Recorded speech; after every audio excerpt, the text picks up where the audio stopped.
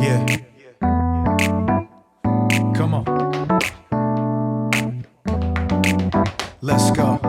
I know I'm gonna make mistakes in this life I live, but you never leave me. You forgive. I won't always get it right. It's alright, 'cause no matter what I do, I'm always loved by you. In the morning time, I'm gonna sing. God, you make me smile when you do and you think. I'm thankful for the way you set me free, and all of the ways that you love me. I know I'm gonna make mistakes in this life I live, but you never leave me. You forgive. I won't always get it right. It's alright, 'cause no matter what I do, no matter what, I'm always loved by you. In the morning time, I'm gonna sing. God, you make me smile when you do and you think. I'm thankful for the way you set me free, and all of the ways that you love me. In the morning time, I'm gonna sing. God, you make me smile when you do and you think. I'm thankful for the way you set me free, and all of the ways that you love me. Let's take 'em to the bridge. God, you're never giving up on me. God, your love is all I'll ever need. You're all that we need. In the morning time, I'm gonna sing. God, you make me smile when you do and you think. I'm thankful for the way you set me free, and all of the ways that you love me. In the morning time, I'm gonna sing. God, you make me smile when you do and you think. I'm thankful for the way you set me free. Yes, we are. And all of the ways that you love me. I'm thankful for the way you set me free. And all of the ways that you love me. Sing it again. And all of the ways that you love me.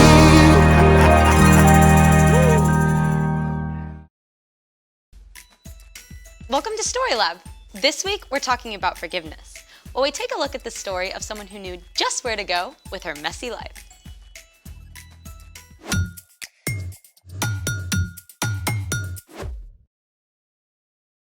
Hey, I'm Skylar. And I'm Sebastian. We're talking about forgiveness, which is deciding that someone who has wronged you doesn't have to pay. Speaking of forgiveness, Yes, you know how we're all works in progress? of course. And you remember that beaker full of delectable M&Ms that you left on the counter yesterday? Oh, right, thanks for reminding me. I totally want a snack right now. Yeah, about that. Wait, that's the beaker that the M&Ms were in? This is the beaker. Where are the M&Ms? You did not eat an entire beaker full of M&Ms! I was only gonna munch on a handful, but they kept calling to me.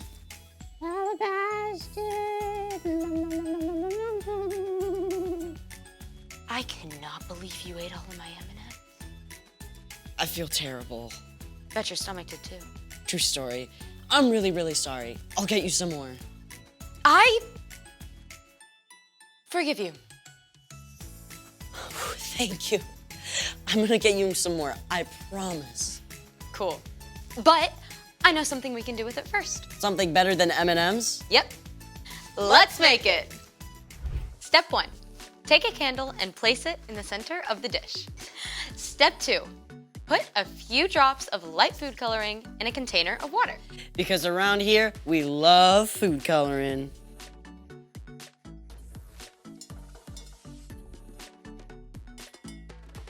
Then, pour the water in a shallow glass dish until it just covers the bottom.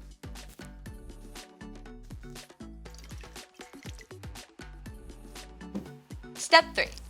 Light the candle. Grown up alert, grown up alert. Yes, make sure you have a grown-up present. Or you may accidentally do something that requires a lot of forgiveness. That was a little dramatic. Yeah. Step 4, cover the candle with a glass beaker. A conveniently empty glass beaker. Then the final step is you're going to put a few drops of dark food coloring around the rim.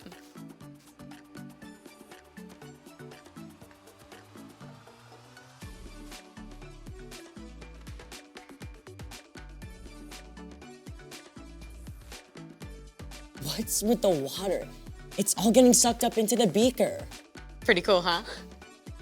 What just happened?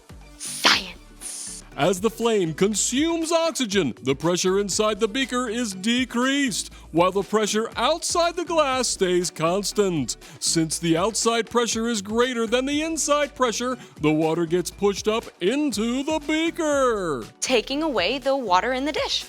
Oh, just like how forgiveness takes away all the bad things you've done. I see what you did there. I love a good visual. It's time for... The story before the story. Today, we're in Luke, the 3rd book in the New Testament. But before Luke, in the very beginning, out of a deep, deep love, God made an amazing world. But when people turned away from God, the world was broken. God made a plan to draw people back into relationship. So, at the right time, God sent a tiny baby to be born in the small town of Bethlehem. God's very own son, Jesus. When Jesus grew up, he began to travel from town to town, teaching and healing. And while most people loved him, the religious leaders grumbled. That Jesus was changing the way they'd always done things. And they didn't like it. One bit. Which is where our story starts. Take it away. Hey everyone, I'm Chloe. Hey, Chloe. The religious leaders, some called Pharisees, were keeping a sharp eye on Jesus. They weren't completely sure about him yet. So, one of them, a man named Simon, invited Jesus to have dinner at his house. But even though Simon gave Jesus the honor of inviting him for dinner, Simon left out something important. See, at this time, everyone wore sandals, no socks. And when they walked the city streets, they got whatever was on those streets all over their feet. Use your imagination. Ugh. So, usually when a guest came to your house, servants would wash their feet right away. As a sign of honor, you might give them a kiss and anoint their head with oil. But Simon didn't do any of this for Jesus. And someone noticed. A woman from town had heard Jesus was going to be at Simon's home. She lived a difficult life and done many wrong things, but she knew that Jesus' love and mercy were greater than her sins. She desperately wanted to see Jesus, so she came to Simon's house and saw where Jesus sat at the table. Now, you've got to understand something about how people sat to eat at this time. Tables were low down, so you actually sat on the floor. In fact, you might even lie down on your side with your head over here by the table and your feet back over here behind you. The woman had bought an expensive container of perfume to pour on Jesus' feet as a sign of love and honor. She must have thought it was terrible that no one had offered to wash his feet and wanted to do it herself. But she didn't have water or a towel. So this woman actually used her own tears to wash Jesus' feet and wipe them with her hair. It seems strange to us, but it was an incredible sign of this woman's love and devotion.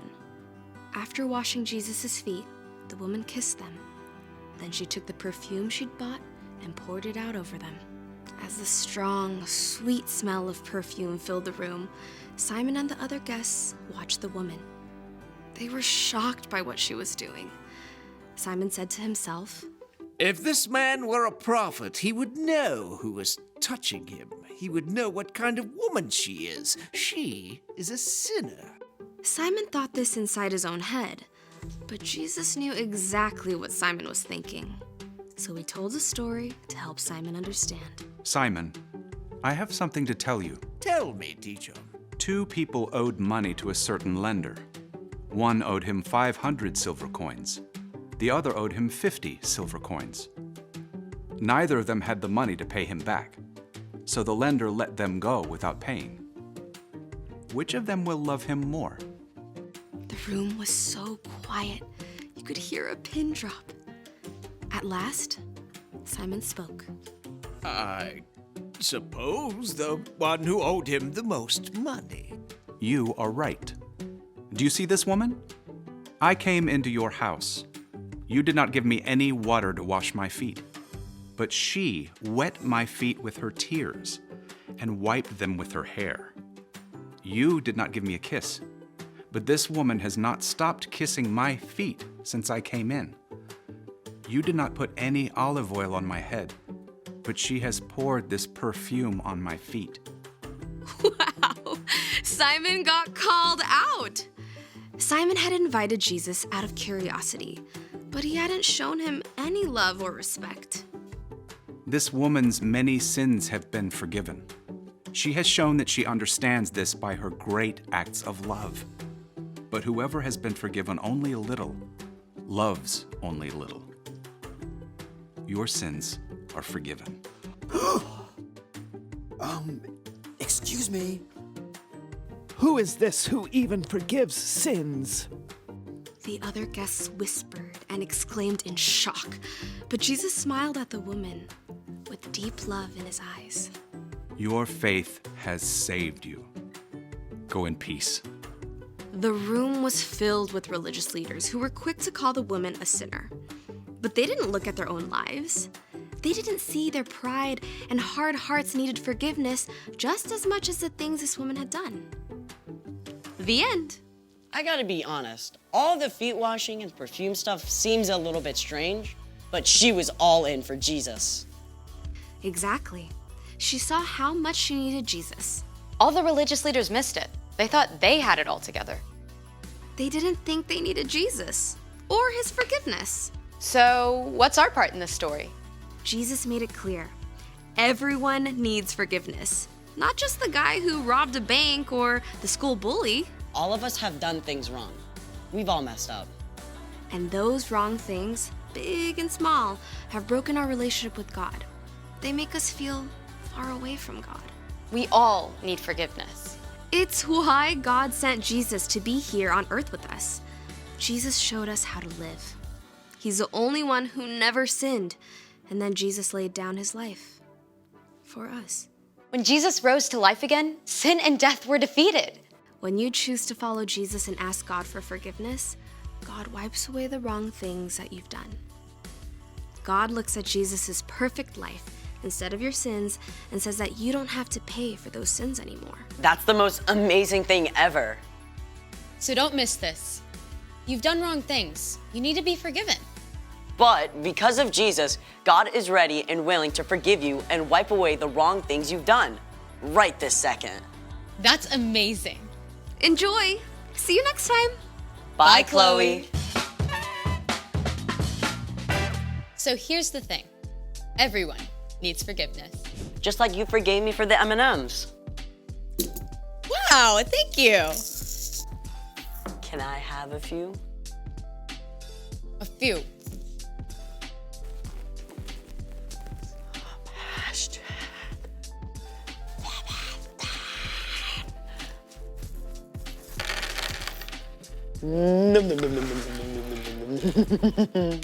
Okay. Thanks for joining us in the Story Lab. See you next time.